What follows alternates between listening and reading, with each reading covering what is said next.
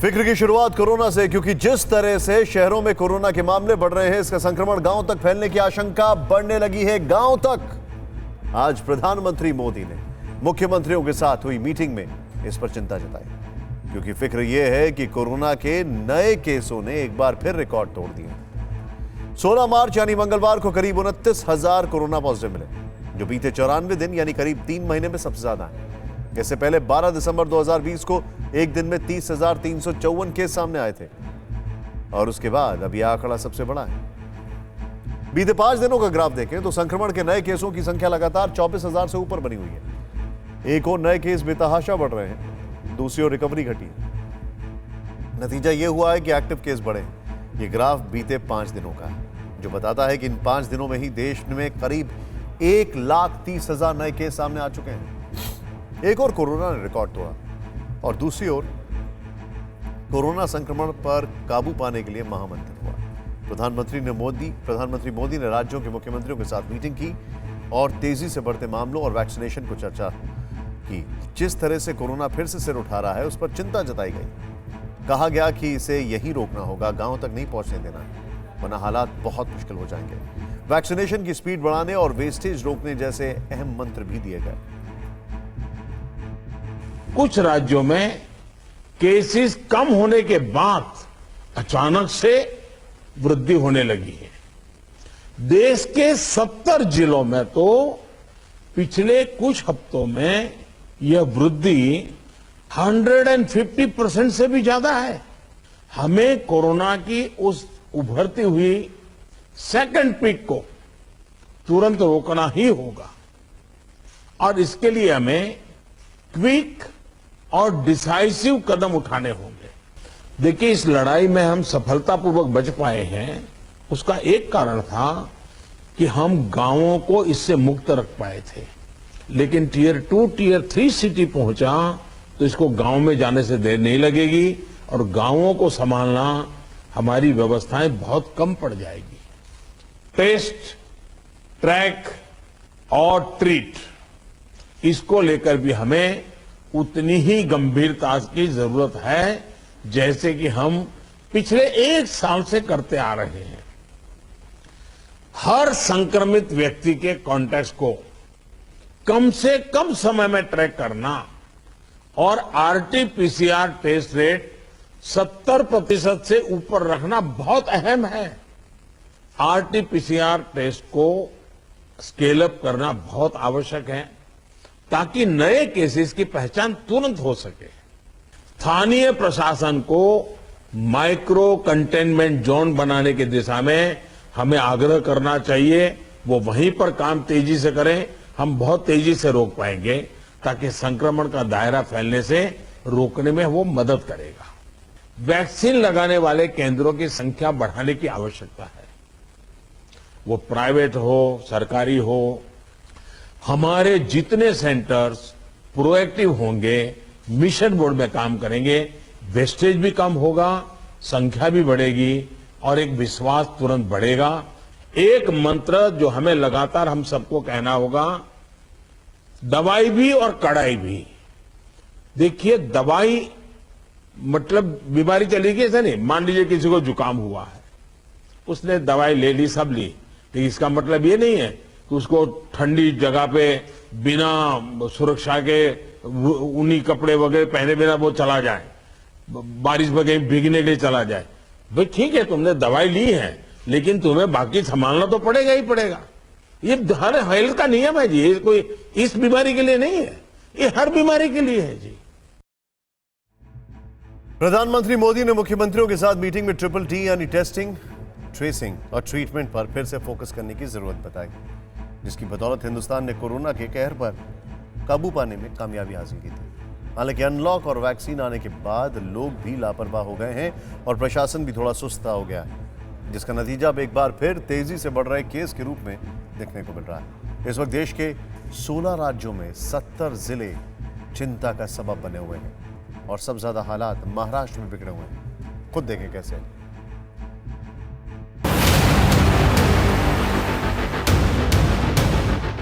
ये नागपुर की वो तस्वीरें हैं जो बताती हैं कि कोरोना को किस तरह हल्के में लिया जा रहा है। आने जाने की इजाज़त सिर्फ इमरजेंसी और ज़रूरी सेवाओं से जुड़े लोगों को है, लेकिन लोग बाज नहीं आ रहे हैं। कहने को तो पुलिस वाले भी तैनात हैं, लेकिन ना लोगों को रोक रहे हैं, ना ही सोशल डिस्टेंसिंग का पालन करवाने की जहमत उठा रहे हैं। इसी लापरवाही का नतीजा है महाराष्ट्र में कोरोना की दूसरी लहर आ गई।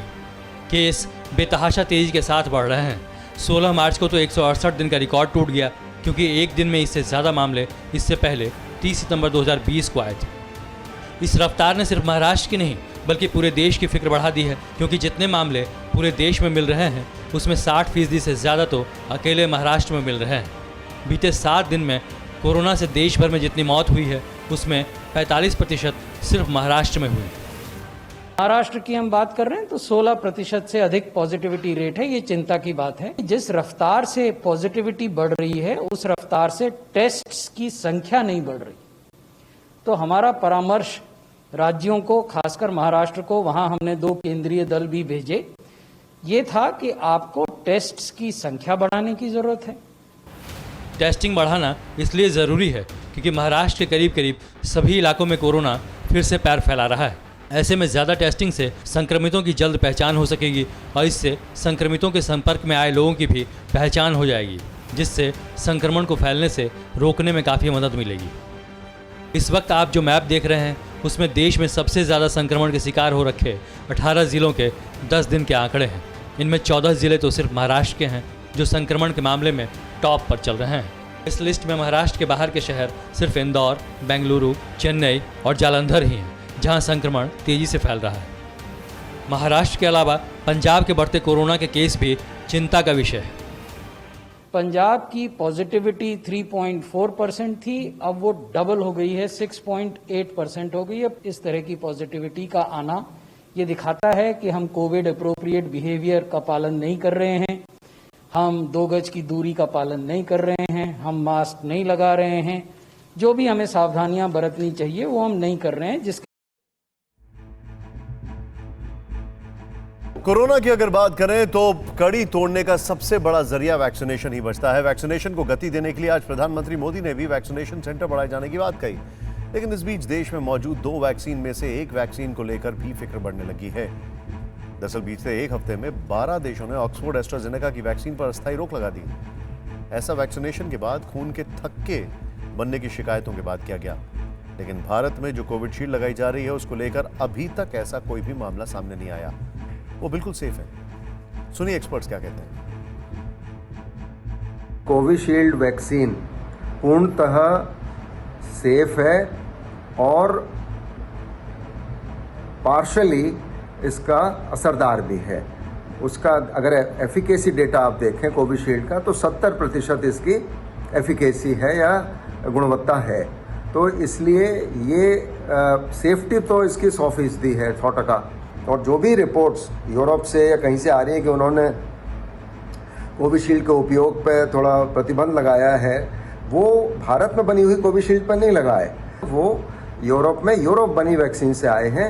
इसलिए आप कोविशील्ड जो भारत में बन रही है सीरम इंस्टीट्यूट द्वारा, वो पूर्णतः सुरक्षित है, पूर्णतः उसकी कोई मेजर साइड इफेक्ट नहीं है, किसी की जान नहीं गई है उस वैक्सीन की वजह से। किसी भी वैक्सीन की प्रक्रिया को जब जो फेज 1, फेज 2, फेज 3 ट्रायल के द्वारा गुजारा जाता है, पहले देखा जाता है कि वैक्सीन कारगर है या नहीं, दूसरा देखा जाता है कि सुरक्षित है कि नहीं। कोविशील्ड, कोवैक्सीन दोनों कारगर और सुरक्षित पाया गया, फिर मार्केट में लाया गया। ये जरूर है कि इन दिनों कुछ खबरें ऐसी आई विदेशों से कि कोविशील्ड वैक्सीन लेने के बाद कुछ क्लॉट्स बनने की संभावना आई, 23 लोगों में हुआ है। इसको डायरेक्टली ये बताना कि वैक्सीन के कारण ही हुआ या संजोग ऐसा हुआ कि उस समय उनको क्लॉट बना और वैक्सीन लगा, इसलिए अभी ये कहना कि वैक्सीन सुरक्षित है और कारगर है, लेना चाहिए। कुछ लोग ये भी कह रहे हैं कि कहीं इसके पीछे कोई बहुत बड़ी साजिश तो नहीं है। कुछ लोग ऐसा भी कह रहे हैं जिस तरीके से ये सब हाइप किया जा रहा है। बहरहाल वैक्सीन सेफ है, ये यूरोप की जो मेडिकल एसोसिएशन उसने कह दिया है, इंग्लैंड के जो प्राइम मिनिस्टर हैं उन्होंने कह दिया है, जहां पर सबसे पहले इसका इस्तेमाल शुरू हुआ। आपको डरने की जरूरत नहीं है। दिल्ली से भी ताज़ा आंकड़े आए हैं जो बता रहे हैं कि देश की राजधानी में कोरोना की रफ्तार क्या है। आज 536 नए केस आए हैं, 3 लोगों की कोरोना से मौत हो गई। जरूरत है सभी को वैक्सीन लेने की और देश में कोरोना कवच तैयार करने की, ताकि हम एक बार फिर पहले के हालात में ना पहुंच पाए। ममता बनर्जी ने आज अपनी पार्टी तृणमूल कांग्रेस का चुनावी घोषणा पत्र जारी कर दिया। फाइनली बड़ा विलंब हुआ, उसमें बड़ी कैंसिलेशन डेट्स आई, लेकिन आपको संक्षेप में बताते हैं कि इस मैनिफेस्टो में किसके लिए क्या है। सबसे पहले बात युवाओं की। पार्टी ने वादा किया है कि वो हर वर्ष 5 लाख लोगों को रोजगार देगी। इसके अलावा छात्रों को 4% ब्याज पर 10 लाख रुपए की लिमिट का क्रेडिट कार्ड देने का भी वादा किया है। कमजोर आर्थिक वर्ग के लिए न्यूनतम आय की घोषणा की गई है। सामान्य वर्ग के परिवार को 6,000 रुपए सालाना देने का ऐलान किया गया है, जबकि SC/ST वर्ग के परिवारों को 12,000 रुपए सालाना देने की बात कही गई है। इसके अलावा TMC ने 1.5 करोड़ परिवारों को घर पर राशन देने का भी ऐलान किया है। इस घोषणा पत्र में छोटे किसानों को प्रति एकड़ 10,000 रुपए सालाना देने की भी बात कही गई है। इस घोषणा पत्र में ममता बनर्जी ने घर घर मुफ्त राशन पहुंचाने का जो वादा किया है वो पहले से ही चर्चा में है। दरअसल ममता बनर्जी ने सोमवार को पुरुलिया की रैली में ही ये घोषणा की थी, जिसे चुनाव आयोग ने आचार संहिता का उल्लंघन माना था। आयोग ने इस मामले में पुरुलिया के DM से चुनावी भाषण का वीडियो भी मांगा। ममता बनर्जी इससे पहले चुनाव आयोग पर भेदभाव करने के आरोप लगा चुके हैं। नंदीग्राम की जिस घटना में वो घायल हुई उसे TMC लगातार साजिश बता रही है, जबकि चुनाव आयोग की जांच में ये पता चला है कि ममता बनर्जी के ऊपर कोई हमला नहीं हुआ था, बल्कि वो एक हादसा था। चुनाव आयोग ने ममता के आरोपों पर कड़ी आपत्ति जताते हुए सवाल उठाया कि 10 मार्च की घटना में जब मुख्यमंत्री ममता बनर्जी गाड़ी के दरवाजे पर खड़ी थी तो सुरक्षा कर्मियों ने इसकी फिक्र क्यों नहीं की। इसके अलावा वो गाड़ी पूरे काफिले के पीछे क्यों चल रही थी, जिसमें इमरजेंसी के लिए मदद की वजह से आगे होना चाहिए था। चुनाव आयोग ने कहा कि किसी राजनीतिक दल से निकटता के आरोप सरासर गलत हैं। ये एक तरह से आयोग की अहमियत को घटाने की कोशिश है। आपको याद होगा कि ममता बनर्जी चुनावी रैलियों में आरोप लगाया था कि चुनाव आयोग गृह मंत्रालय के निर्देश पर काम कर रहा है। वैसे ममता बनर्जी को नहीं भूलना चाहिए कि चुनाव आयोग ने जो भी कार्रवाई की वो राज्य के चीफ सेक्रेटरी की रिपोर्ट के आधार पर की है। आज हमने देश के पूर्व मुख्य चुनाव आयुक्त OP रावत से भी इस बारे में बात की। शुरू में ही वेस्ट बंगाल के चीफ मिनिस्टर ने इलेक्शन कमीशन को चिट्ठी लिख दी कि मेरा ये हो गया और आपने एक्शन नहीं लिया, जबकि लॉ एंड ऑर्डर ये हमेशा उस शासन की जिम्मेदारी रहती है जहां पर कि चुनाव हो रहे हैं। तो law and order, security, protection, ये सब वहाँ की पुलिस व्यवस्था की जिम्मेदारी है। और चूंकि सरकार में अभी वो स्वयं चीफ मिनिस्टर हैं और अगर उनकी कोई एजेंसी ठीक काम नहीं कर रही है तो उन्हें उसको ठीक करना चाहिए था, ना कि इलेक्शन कमीशन पे उंगली उठानी चाहिए थी। तो शुरू से इसमें गलत हो रहा है। चुनाव काल में नेताओं के आचरण पर न केवल चुनाव आयोग की बल्कि मतदाताओं की भी नजर होती है। इसलिए राजनीतिक दलों को सोच समझकर बोलना चाहिए, फिर वादे करने चाहिए। 2016 में बंगाल विधानसभा के चुनाव में ममता बनर्जी ने कई बार वादे किए थे, लेकिन उनमें से कितने पूरे हुए, ये रिपोर्ट देखें आप।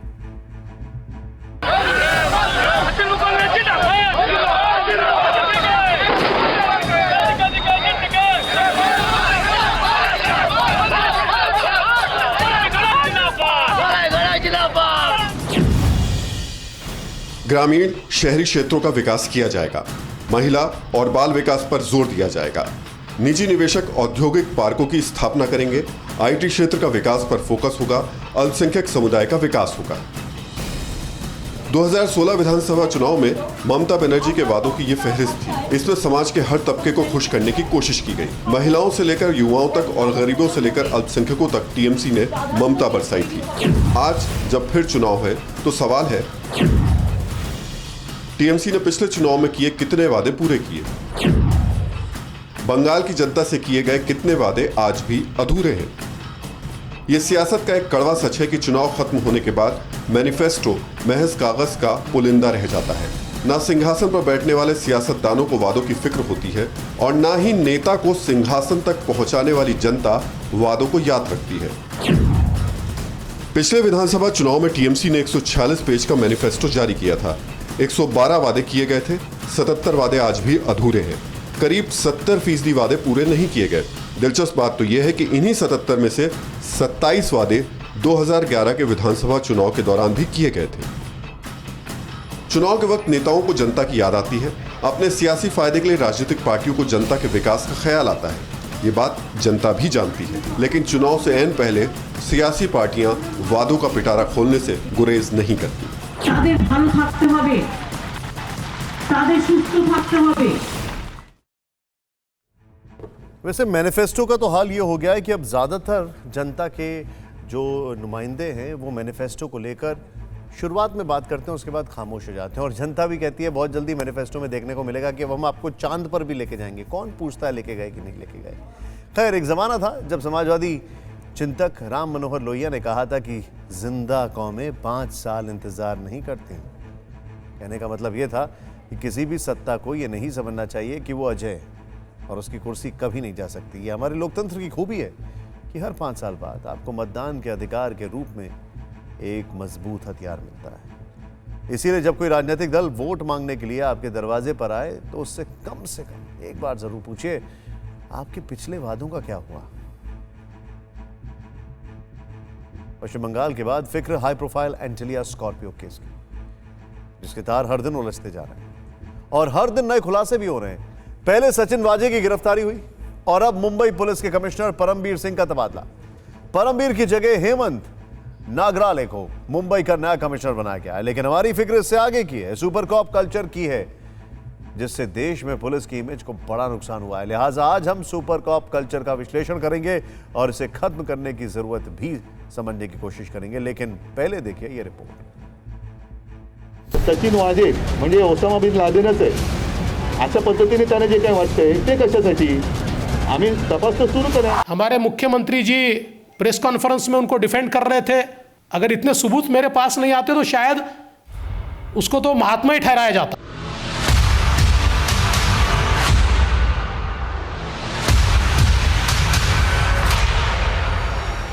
जिस सचिन वाजे ने महाराष्ट्र में सत्ता और विपक्ष को उलझा दिया, जिसके नाम से सूबे में सियासी तूफान खड़ा हो गया, जिस केस की गाज मुंबई पुलिस कमिश्नर पर गिरी, वो पिछले 4 दिनों से एनआईए के शिकंजे में है। जांच एजेंसी वाजे से एंटिलिया स्कॉर्पियो केस और मनसुख हिरेन की संदिग्ध मौत को लेकर दिन रात पूछताछ कर रही है और जो खुलासे हो रहे हैं वो चौंकाने वाले हैं।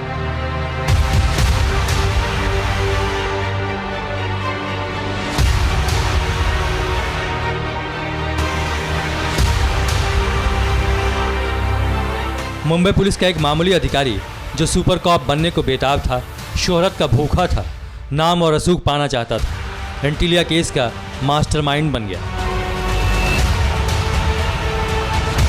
अब एक बार फिर पूरे देश में सनसनी मचा देने वाले एंटिलिया केस की सुई 360 डिग्री पर घूम गई है।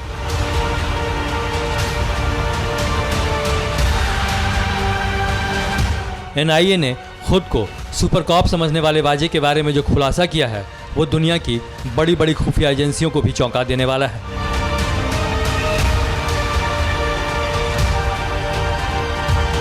एनआईए के सोर्सेज का कहना है मुंबई पुलिस के पूर्व अफसर सचिन वाजे ने खुद कबूल किया कि उसी ने एंटिलिया केस की पूरी साजिश रची।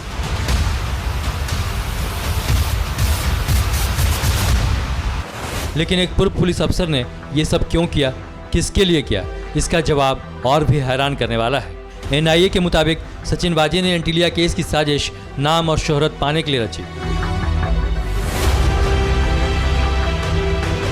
सवाल यह है कि क्या सचिन वाजे ने सिर्फ नाम और शोहरत पाने के लिए इतनी बड़ी साजिश रची या फिर एनआईए की जांच के एंगल को भटकाने की कोशिश की जा रही है।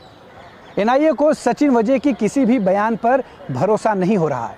एनआईए को अंदेशा है कि मुंबई पुलिस का ये बिगड़ैल सुपर कॉप एनआईए की जांच को भटका सकता है। इसलिए एनआईए इस पूरे जांच पर फूक फूक कर कदम रख रही है और सब कुछ जांच परख करने के बाद ही किसी नतीजे पर पहुंचेगी। इसकी एक और बड़ी वजह है एंटिलिया केस में हर दिन जिस तरह एक के बाद एक नए खुलासे हो रहे हैं, उससे ये केस जांच एजेंसी के लिए बड़ी चुनौती बन गया है। जांच एजेंसी के मुताबिक सचिन वाजे ने पूछताछ में बताया कि सीसीटीवी फुटेज में पीपीई किट पहने जो शख्स नजर आ रहा है वो कोई और नहीं, खुद सचिन वाजे था। सचिन वाजे ने ही पीपीई किट को नष्ट भी किया था। सूत्रों के मुताबिक सचिन वाजे पीपीई किट के अंदर चेक शर्ट पहने थे, जिसे बरामद कर लिया गया है। वाजे के ड्राइवर ने भी पुष्टि की है कि जो शर्ट बरामद हुई है उसे वाजे ने 24 तारीख को पहनी थी। इससे पहले यह खुलासा भी हो चुका है कि वाजे ने खुद ही अपनी सोसाइटी के बाहर के डीवीआर फुटेज को जब्त कर नष्ट कर दिया।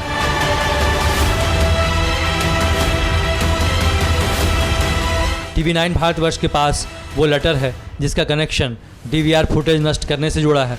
इस लेटर को मुंबई पुलिस के एपीआई रियाजुद्दीन काजी ने सचिन वाजे की सोसाइटी को लिखा है, जो ठाणे में है। लेटर में लिखा है कि फुटेज एंटीलिया केस की जांच के लिए मांगी जा रही है। इस पर वाजे के हस्ताक्षर भी हैं। फिलहाल सचिन वाजे से अभी पूछताछ पूरी नहीं हुई है, लेकिन इस केस में ब्लैक मर्सिडीज की भी एंट्री हो गई है।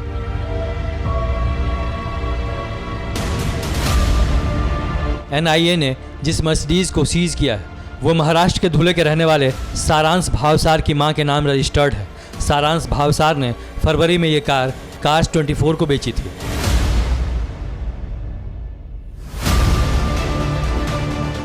इसके बाद मर्सिडीज कार किसे बेची गई, इसके बारे में अब तक कोई जानकारी सामने नहीं आई है। वैसे एनआईए ने जिस काली मर्सिडीज बेंच को जब्त किया उसके बारे में दावा किया जा रहा है कि इसे सचिन वाजे ही इस्तेमाल करते थे। तलाशी के दौरान एनआईए ने कार से कई चौंकाने वाली चीजें भी बरामद की। स्कॉर्पियो कार की नंबर प्लेट, 5 लाख रुपए से अधिक की नकदी, एक नोट गिनने की मशीन और कुछ कपड़े भी मिले हैं। इस बरामदगी और खुलासे के बाद एनआईए भी हैरान है। जिस ईदर में जो स्कॉर्पियो पे नंबर प्लेट थी उसको रिकवर किया है, 5 लाख से ज्यादा कैश रिकवर किया है, एक नोट काउंटिंग मशीन रिकवर की है, कुछ कपड़े रिकवर किए हैं और इसके बीच में जांच जारी है।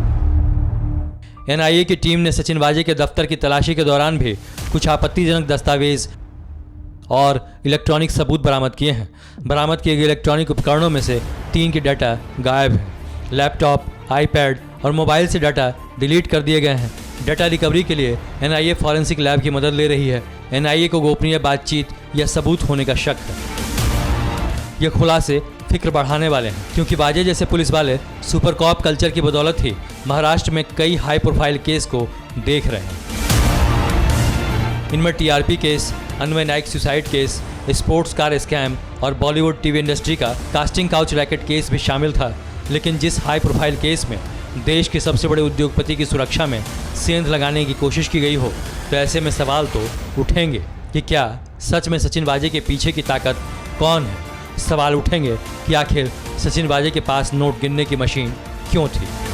इतनी हाई प्रोफाइल केसेस हुई, जुरिस्डिक्शन किसका भी रहे, कोई भी जुरिस्डिक्शन रहा, तब भी वो केस सीआईयू के पास आती थी। किसी भी रीजन का जुरिस्डिक्शन रहे तब भी केस सीआईयू के पास आती थी। अभी ये भी केस ये सीआईयू के पास आने का कोई कारण नहीं थी, वो रीजन के पास जानी चाहिए थी। लेकिन सारी केसेस, और विशेष रूप से फिर वो बादशाह रैपर वाली केस हो, चाहे ऋतिक रोशन वाली केस हो, ऐसे सारी केसेस ये सीआई यूनिट को ही दी जाती थी।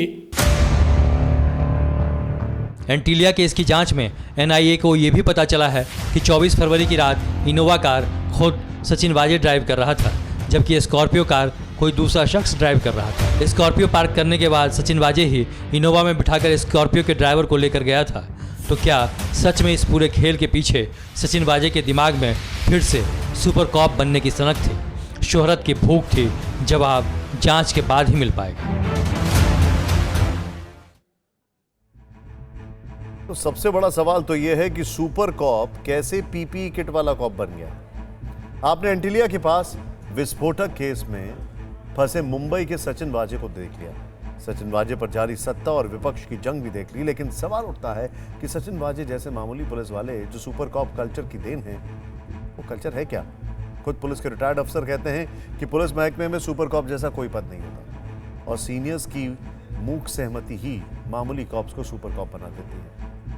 एनकाउंटर स्पेशलिस्ट, सुपर कॉप की कोई पदवी ऑफिशियल तरीके से पुलिस विभाग या शासन के द्वारा प्रदत्त नहीं है। सुपर कॉप और एनकाउंटर स्पेशलिस्ट की अगर आप बैकग्राउंड में जाएं तो आप देखेंगे कि अपराधियों से उनकी बहुत गहरी साठगांठ होती है और पुलिस नेतृत्व को चाहिए कि इनके ऊपर प्रभावी नियंत्रण रखेंगे। अगर नियंत्रण नहीं रखेंगे, ये हो सकता है 10 काम शासन के आदेश पर करें और 90 काम ये अपने हिसाब से अपने स्वार्थ सिद्धि के लिए करें, जैसा कि वर्तमान प्रकरण में दृष्टिगोचर हो रहा है। इतना दुस्साहस तभी होता है जब वरिष्ठ अधिकारियों की मूक सहमति मिल जाती है। और आप देखिएगा अगर इनके बैकग्राउंड में जाएं तो ये कई बार के करोड़पति और अरबपति दिखाई पड़ते हैं। समाज में एक इस प्रकार की रीत चली आ रही है कि एक मीडिया, कुछ पब्लिक एक हाइप हो जाती है और अकूत संपत्ति के वो लोग मालिक बने, तो ये सब नहीं होना चाहिए। इससे बहुत पुलिस की छवि धूमिल होती है। जूनियर अधिकारी को इतने महत्वपूर्ण प्रकरणों की जांच देना ये भी एक बहुत संदेह पैदा करता है। कोई व्यक्ति अपने बारे में थोड़ा पब्लिसिटी कॉन्शियस होते हैं, तो जो वो काम करते हैं उसको इस प्रकार प्रचारित करते हैं कि जैसे उनको छोड़कर किसी और ने कोई काम उस प्रकार का किया ही नहीं हो। तो इस प्रकार के सेल्फ मार्केटिंग वाले जो लोग हैं वो कोशिश करते हैं ऐसा, पर बहुत बार सक्सेस होता है, बहुत बार सक्सेस उनका नहीं भी होता है। बॉलीवुड में सुपर कॉप को लेकर कई फिल्में भी बनी हैं जिसमें पुलिस वाले अपराधियों का एनकाउंटर करते हैं, मर्डर मिस्ट्री सुलझाते नजर आते हैं, जिसे पर्दे पर देखकर लोगों की तालियां बजने लगती हैं। लेकिन रियल लाइफ का सच रियल लाइफ में बदल जाता है। रियल लाइफ में सुपर कॉप के पास सिस्टम में जोड़ तोड़ करने की ताकत होती है। इसीलिए हमारी फिक्र है कि देश में अब सुपर कॉप कल्चर खत्म है। और अब देखते हैं खबरें पॉजिटिव। अमेरिकी कंपनी मॉडर्ना ने बच्चों पर वैक्सीन का ट्रायल शुरू कर दिया है। कंपनी 6 महीने से ज्यादा और 12 साल से कम उम्र के बच्चों पर अपनी mRNA कोविड-19 वैक्सीन की स्टडी कर रही है, जिसे किड कोव कहा गया है। इसमें 6,750 बच्चों को शामिल किया गया है। वैक्सीन पहले बड़े बच्चों को दी जाएगी और जब उन पर सुरक्षित पाई जाएगी तो इसे छोटे बच्चों को देकर देखा जाएगा। दिल्ली में जल्द ही 45 से 59 साल के एज ग्रुप में हर शख्स वैक्सीन लगवा सकता है। अभी तक इस एज ग्रुप में सिर्फ कोमॉर्बिड यानी गंभीर बीमारियों से जूझ रहे लोगों का ही वैक्सीनेशन हो रहा है, लेकिन अप्रैल के अंत तक ये शर्त हटाई जा सकती है, जिसके बाद 45 से 59 साल के बीच के उम्र वाला हर शख्स वैक्सीन लगवा सकेगा। भारत का विदेशी मुद्रा भंडार दुनिया का चौथा सबसे बड़ा भंडार बन गया है। ब्लूमबर्ग की रिपोर्ट के मुताबिक भारत रूस को पछाड़कर इस पायदान पर पहुंचा है। भारत का विदेशी मुद्रा भंडार 5 मार्च को 580.3 अरब डॉलर पर पहुंच गया। फिलहाल चीन के पास सबसे ज्यादा भंडार है, जिसके बाद जापान और स्विट्जरलैंड आते हैं। और अब दिनेश गौतम के साथ जो है सो है।